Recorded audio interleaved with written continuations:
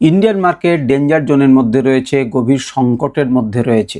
এই সময়ে মোদি সাহেব যে মাস্টার স্ট্রোকটা নিলেন, অর্থাৎ অস্টেরিটি পুশ, সেটা কি মার্কেটকে বাঁচাবে বলে মনে হয় নাকি ডোবাবে? তো এই আলোচনাটা অত্যন্ত করা প্রয়োজন। এবং মার্কেটে আজকে রীতিমতো আমরা ক্র্যাশ দেখলাম, প্যানিক সেলিং দেখলাম। তো তার ভিতরে একটুখানি ডোবার চেষ্টা করব এবং ঢোকার চেষ্টা করব খবরের ভিতরে, যে উনি কি বলতে চেয়েছেন, তার বক্তব্যের সারমর্ম কী। এবং এই বক্তব্যের সারমর্ম কিন্তু আমরা যদি বুঝতে পারি এবং তার সঙ্গে ইকোনমির কি যোগ, সেটা যদি আমরা বুঝতে পারি, তাহলে অনেক কটা জিনিস আমরা বুঝতে পারবো। সেটা হচ্ছে মার্কেট কি এটাকে অ্যাবজর্ব করে নেবে, অর্থাৎ মার্কেট কি সেটা বুঝতে পারবে যে কী ধরনের ঘটনা রয়েছে, সত্যিই কি খারাপ অবস্থা, অর্থাৎ যে প্যানিক সেলিংটা এসেছে সেটা কি বেড়ে যাওয়ার সম্ভাবনা রয়েছে, বাড়লে পরে কোন কোন সেক্টরে বাড়বে, আর ঘুরলে পরে কোন কোন সেক্টরে ঘুরবে। অর্থাৎ সেক্টরের একটা ওরিয়েন্টেশন এখানে কিন্তু হতে চলেছে। একটা সেক্টর থেকে আরেকটা সেক্টরে মার্কেট কিন্তু মুভ করে, সেটা কিন্তু সন্ধিক্ষণ এটি এখানে কিন্তু মুভ করবে। তো আমরা সেটাকে বোঝার চেষ্টা করব। এবং এই জিনিসগুলো বুঝতে গেলে পরে, যেহেতু সেক্টর নিয়ে আলোচনা করব, কোন সেক্টরটা নেগেটিভ মনে হচ্ছে, কোন সেক্টরটা পজিটিভ মনে হচ্ছে, সুতরাং আমাকে একটা ডিসক্লেমার দিতেই হয়। সেটা হচ্ছে আমি সেবি রেজিস্টার্ড অ্যানালিস্ট নই। আমি কিন্তু আপনাকে কোনো রকম বাইশের রেকমেন্ডেশন দিচ্ছি না। এই খবরগুলোর সত্যতা, মানে ভিতরের গভীর থেকে যে আলোচনা, সেটাকে আপনাদের সাথে আমি শেয়ার করার চেষ্টা করব। আমি সুররঞ্জন গঙ্গোপাধ্যায়, আপনাদের সবাইকে স্বাগত জানাচ্ছি। চলুন ভিডিওটা শুরু করি এবং বোঝার চেষ্টা করি। দেখুন, বক্তব্য আমি প্রথম থেকেই আপনাদেরকে বলছি যে উনি কি বলতে চাইছেন, সেই বক্তব্যটাকে মোটামুটিভাবে আমি 4টে ভাগে ভাগ করেছি। এবং সেই 4টে ভাগে ভাগ করে সেই জিনিসটাকে আমরা একটু ডিপে গিয়ে বুঝবো, যাতে আপনি ইকোনমি এবং তাদের মধ্যে রিলেশন এবং তাদের মধ্যে জিনিসগুলোকে বুঝতে পারেন। তো কেবলমাত্র তেল এর দাম বেড়ে যাবে, এটাই কিন্তু এর পিছনে নয়। ইন্ডিয়ান ইকোনমিতে আরও অনেক বড় বড় ঘটনা ঘটে যাচ্ছে এই ঘটনাটার জন্য। এবং কেন তিনি এমন কথা বললেন, একটু একটু করে শুনি। তো প্রথম যে ভাগটাকে আমি আপনাদেরকে বলছি, সেটা হচ্ছে এনার্জি সিকিউরিটি এবং ফরেক্স কনজারভেশন।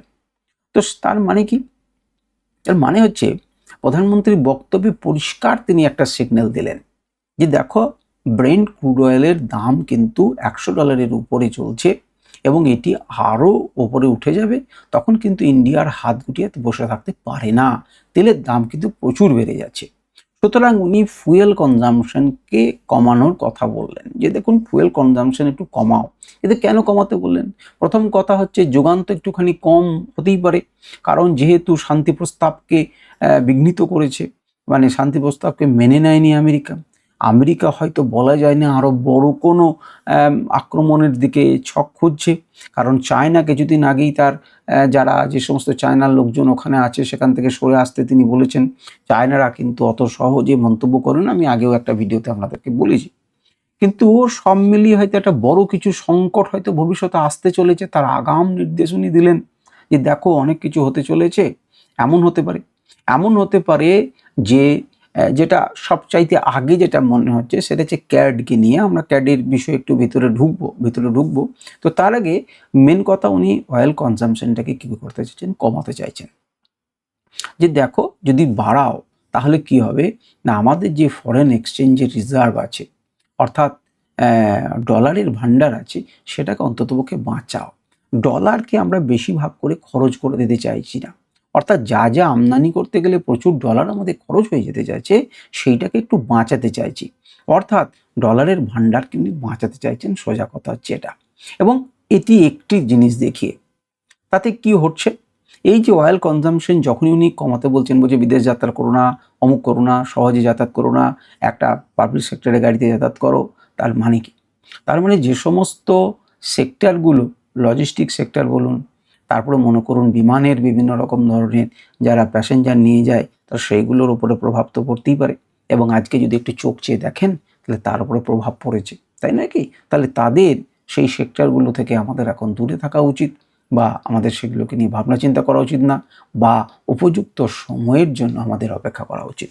সুতরাং আমরা পোর্টফোলিওকে একবার ঘুরে আসুন, সেক্টরগুলোকে দেখুন এবং দেখুন যে তেলের কনজামশন কম করলে পরে কোন কোন সেক্টরের উপরে প্রভাব পড়তে পারে, এবং সেই সময় কোন কোন স্টকের উপর প্রভাব পড়তে পারে, এবং সেই স্টকগুলো থেকে কিভাবে দূরে থাকা যায়, অর্থাৎ আপনার কেনাকাটি থেকে বা আপনার পোর্টফোলিও থেকে। তো সেইটাকে একটু বোঝার চেষ্টা করুন এবং অ্যাভয়েড করার চেষ্টা করুন। দ্বিতীয় নাম্বার, তিনি যেটি তার বক্তব্যে উঠে এসেছে, সেটা হচ্ছে ইম্পোর্ট সাবস্টিটিউশন এবং নন এসেন্সিয়াল গুডস, অর্থাৎ যেটাকে আপনি করতে পারেন, মানে অন্য জিনিস দিয়ে সাবস্টিটিউট করতে পারেন, এবং তারপরে হচ্ছে নন এসেন্সিয়াল নয় সেই সমস্ত গুডসগুলোকে বলতে যে আপনি ব্যবহার করবেন না, সেটা কম করুন, না করার চেষ্টা করুন। মেন কথা হচ্ছে লাক্সারি আইটেমকে ইম্পোর্ট করা কম করুন। তার সঙ্গে গোল্ডও খুব জরুরি। ভারতীয় লোকরা যে কোনো কারণে বিভিন্ন অনুষ্ঠান বলুন, বিভিন্ন সময় কিন্তু প্রচুর গোল্ড কেনে, তো সেই গোল্ড না কেনার অনুরোধ করেছেন। তাতে লাভ কি হলো? গোল্ড যদি না কেনে তাহলে দেশকে গোল্ড ইম্পোর্ট করতে হচ্ছে না, আর গোল্ড যদি ইম্পোর্ট করতে না হয় তার মানে কি ডলার আমাকে দিতে হচ্ছে না, তাহলে ইম্পোর্ট কস্টটাকে উনি কমাতে চাইছেন অ্যাট এনি কস্ট, যে ইম্পোর্ট বেশি করব না, তাহলে ডলারের ভান্ডারটা আমার সঞ্চয় থাকবে। তাতে কি হচ্ছে না, যে কোনোভাবে ক্যাডকে কমাতে তিনি মরিয়া। কারেন্ট অ্যাকাউন্ট ডেফিসিট, CAD, একে কমাতে উনি মানে হচ্ছে একদম বদ্ধপরিকর, এটাই তার মেন উদ্দেশ্য।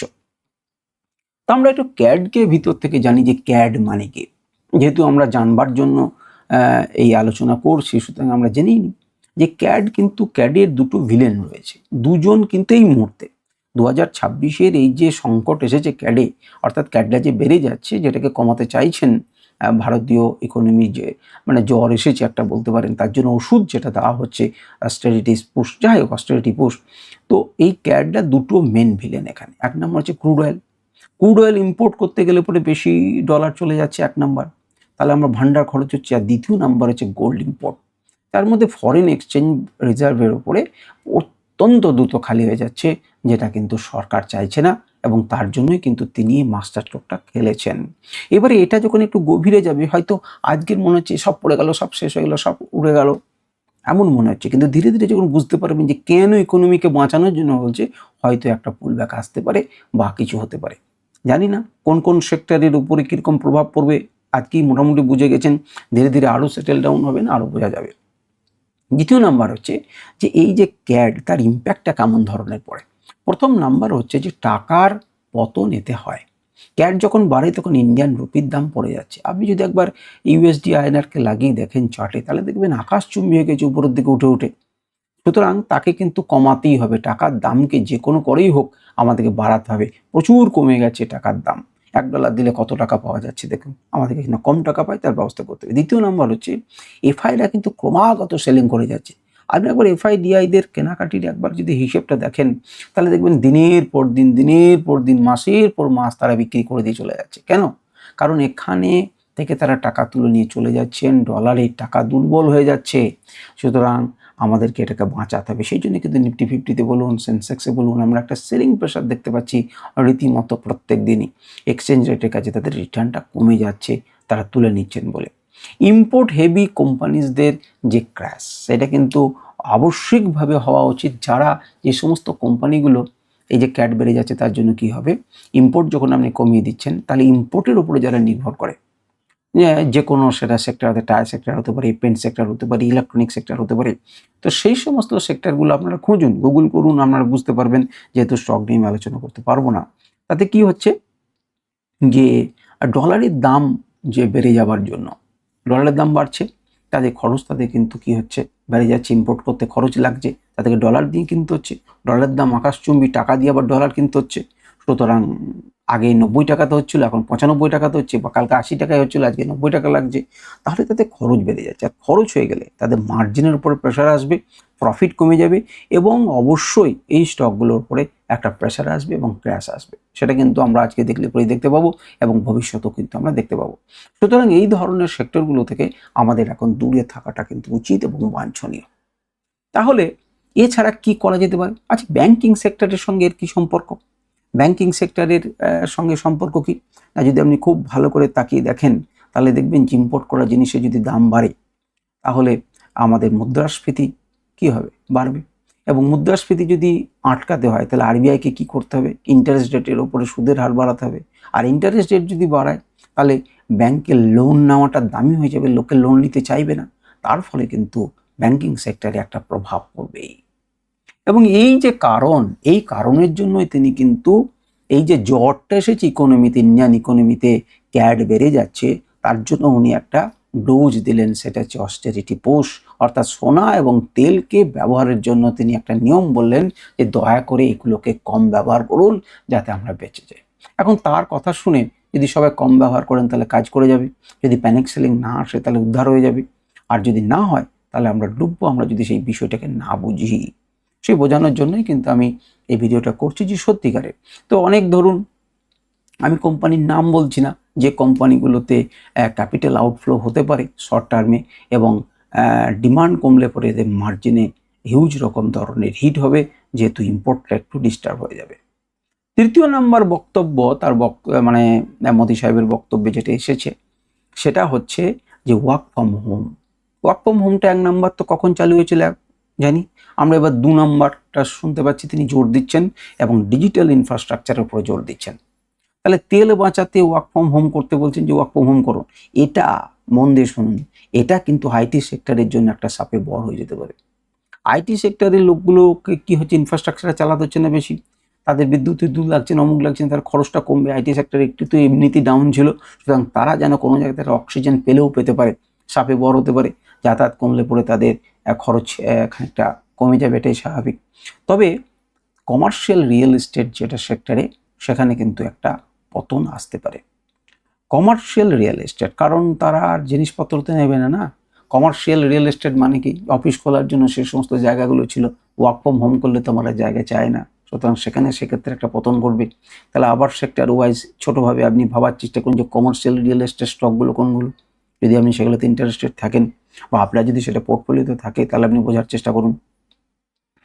4 নাম্বার যেটা সেটা হচ্ছে ফিসক্যাল ডিসিপ্লিন এবং ইনফ্লেশন কন্ট্রোল। ব্যাংকিং সেক্টরটা এখানে আমাদের এসে পড়ে, যদিও আমি আগে আলোচনা করলাম এখানে এসে পড়ে।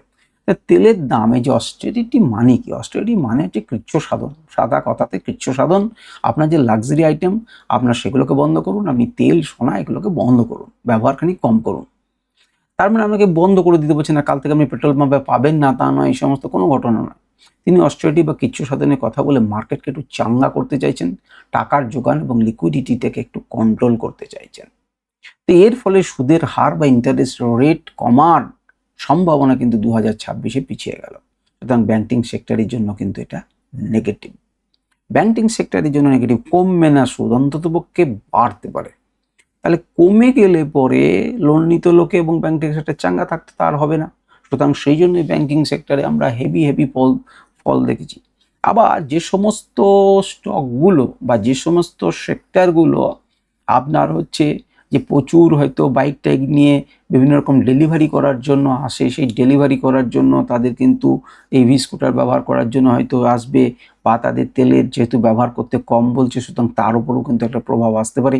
আমি নাম বলছি না, আপনারা বুঝতে পারছেন কী ধরনের স্টক আমি কথা বলছি। এবার হচ্ছে এই যে গোটা ব্যাপারটা ঘটলো, তো গোটা ব্যাপারটাতে কোন ধরনের সেক্টর রোটেশন আপনি দেখতে পাচ্ছেন। আপনি দেখুন যে সোলারের দিকে কৃষিতে বলছে যে আপনি এই সমস্ত না পড়ে কৃষিজাত জন্য সোলার প্যানেল ব্যবহার করুন, সেগুলো তো রয়েছে। তাছাড়া আপনি কি দেখছেন, যেগুলো খুব হেভি জুয়েলারি আইটেম, সোনা যদি কম কেনে তাহলে জুয়েলারি আইটেমগুলোর উপরে তো কি নাই কেনে, তাহলে সেটা তো 12টা বেজে যাবে। যারা কর্মচারী রয়েছেন, যারা এই সমস্ত সেক্টর রয়েছে, তাদের অবস্থা খারাপ হয়ে যাবে। তাদের অবস্থা খারাপ হলে সেই সমস্ত স্টকগুলোর 12টা বাজবে। যারা যাত্রীবাহী বিমান চালান তাদের অবস্থা খারাপ হবে। এবার যদি গাড়ি ঘোড়াই বেশি না চলে তাহলে টায়ারের সেক্টরও হবে না, আবার টায়ার সেক্টরকে আমদানি করার জন্য, বাইরে থেকে ইম্পোর্ট করার জন্য হেভি টাকা খরচ করতে হয়, সুতরাং তাদের উপরেও আছে। রং টঙের ব্যাপারে সমস্যা তৈরি হতে পারে, যেহেতু পেট্রোলিয়াম জাত ইত্যাদি ইত্যাদি রয়েছে, আর ভিতরে আমি যাচ্ছি না। এবার হচ্ছে ফোকাস, আমরা কোন জিনিসের উপর ফোকাস দেব। আচ্ছা, আজকে যদি বাজার খারাপ হয়ে যায় তাহলে চাল ডাল নুন টুন কি আমি কেনা বন্ধ করে দেবো, ওষুধ কেনা বন্ধ করে দেবো? নো। তাহলে ফার্মা সেক্টর আমাদের রয়েছে, এগুলোকে কি সেক্টর বলে? Defensive sector. ডিফেন্স স্টক নয়, ডিফেন্সিভ। এরা সবসময় খুব যে বিরাট বেড়ে যায় তা নয়, কিন্তু আবার বিরাট কমে যায় তা নয়, ডিফেন্সিভ। এফএমসিজি এরা কিন্তু আমাদের কিন্তু চালাতেই হবে, আমাদেরকে খেয়ে দিয়ে বাঁচতে হবে। এবারে আর কোনগুলোর উপরে বিশেষভাবে জোর দিচ্ছেন প্রধানমন্ত্রী? বলছেন ইভি চালাও, ইভি ব্যবহার করো, সোলার পাম্প করো। সুতরাং এই সেক্টরগুলোকে ভাববার চেষ্টা করুন। তাহলে আপনার কি মনে হচ্ছে, উনি যে ওষুধটা দিলেন অস্ট্রেলিয়া, এটা কি সাধারণ লোক বুঝবেন, নাকি গালমন্দ করবেন, নাকি বাজারে একটা প্যানিক সেলিং যেটা এসেছে সেটা বজায় থাকবে, নাকি এর সঙ্গে সঙ্গে আবার আমেরিকাও যদি এই সময় আক্রমণের উপরে জোর দেয় এবং আরও 12টা বাজিয়ে দেয়, তাহলে কি মার্কেটের আরও খারাপ হাল হবে? অনেক কিছুই হতে পারে। উনি একটা চেষ্টা করেছেন, উনি একটা কথা বলছেন, তো সেটা কাজ করবে কি করবে না আরও কয়েকটা জিনিসের উপর নির্ভর করছে। এই সময় আমরা কি বুঝছি তার উপর তো নির্ভর করছেই, এবং তার সঙ্গে সঙ্গে আমাদের কিন্তু জিওপলিটিক্যাল ইস্যুটার উপর নজর রাখতে হবে, এবং সেটি যদি সেটির দিকে ইঙ্গিত দিয়ে যদি তিনি বলে থাকেন যে কম করুন, অমুক করুন, তমুক করুন, আরও খারাপ অবস্থা হয়ে যাবে, তাহলে তো আমাদের আর কিছু করণীয় নেই বড় ইস্যু হলে পরে, এবং সামনের দিনে সেটা দেখতে পাবো। আপনারা একটা লেভেল টু লেভেল চলুন, সে লেভেলের নিচে থাকলে পরে আপনার বেয়ারিশ হন, একটা লেভেলের উপর থাকলে আমরা বুলিশ হন। পোর্টফোলিওকে ম্যানেজ করার চেষ্টা করুন। দেখুন, কিছু জিনিসকে হাত আপনাকে কেটে ফেলতে হবে যদি আপনার বাজে জায়গায় হয়, আপনাকে শক্ত হতেই হবে, এবং নতুন সেক্টরে, নতুন জায়গাতে কোন জায়গাতে রোটেশন আছে, কোন জায়গাতে সুযোগ আছে, এই সমস্ত খবরগুলোর সাপেক্ষে বিচার করে আপনি একটা বিচার বুদ্ধি করে আবার নতুন করে তখন ইনভেস্টমেন্ট করতে পারেন। তো আপনি ফ্রি, আপনি বলতে পারেন কমেন্টে যে আপনি কি বুঝলেন, কোন সেক্টর, কোন স্টক, কোন ধরনের, সেটা আপনারা বলতেই পারেন। নিজেদের মধ্যে আলোচনা করুন, সবারই মতামত দিন, তাহলে পরে সবাই যেখানে যেখানে পড়াশুনো করছেন, কেউ গুগল করছেন, কেউ অন্য ভিডিও দেখছেন, আপনার যে একটা নির্যাস তৈরি হয়েছে সেটা আপনি এমনভাবেই বলবেন যে সেটা ভুলও হতে পারে, এইরকম আমার মনে হচ্ছে, এইভাবে বলবেন, তাহলে মতামতটা স্প্রেড হবে। যেটুকুই লোক আপনারা দেখেন, তাহলে সেগুলোকে আপনারা নিজেদের সাথে শেয়ার করুন, তাহলে ভালো লাগবে এবং একটা ভালো কমিউনিটি গড়ে উঠবে। আজকের ভিডিও পর্যন্তই। নমস্কার, ধন্যবাদ।